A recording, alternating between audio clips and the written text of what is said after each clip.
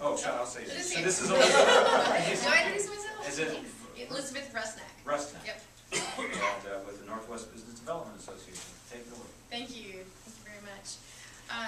Great information here today, you guys. This is lots of extremely valuable resources that are available to all of you.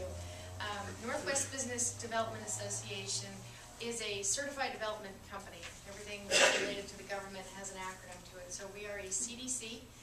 There are about 290 of us across the nation.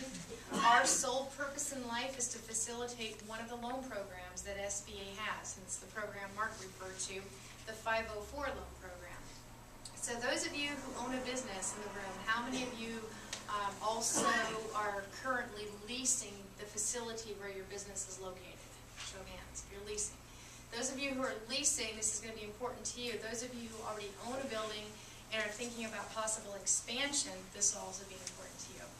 The Small Business Administration's loan program, 504, is identified specifically for fixed asset acquisition, for building and equipment. So you don't necessarily have to buy a building to participate in this program. If you have a need for major capital equipment acquisition, this program also works extremely well.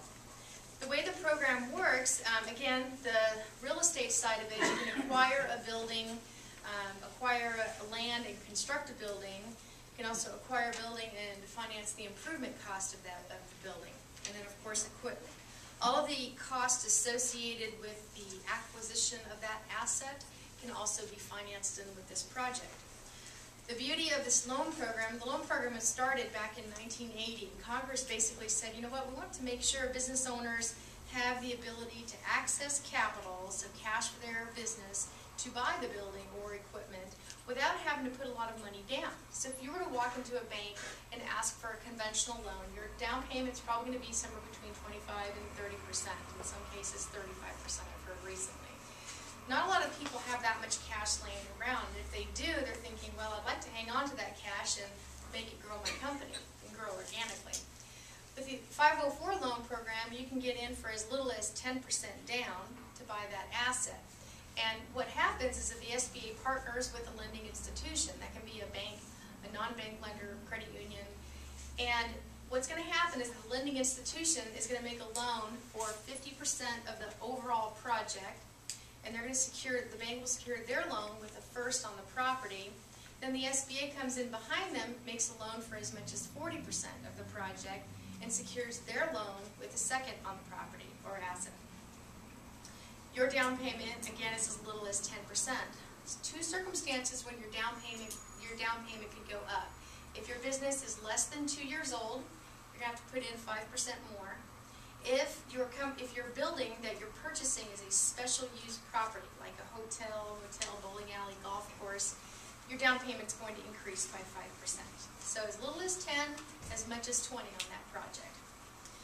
The SBA portion of the project, another goal that the government had when they created this program, the interest rate on the SBA portion is fixed for 20 years. It's a fully amortized loan. So that way, you as the business owner can determine from a cash flow standpoint what your occupancy is for that 20-year period on up to 40% of your project. That offers you some security on a long-term basis. The interest rate for February was 6.07. So I don't know of many real estate loans that would be fixed at 6.07 for 20 years entirely.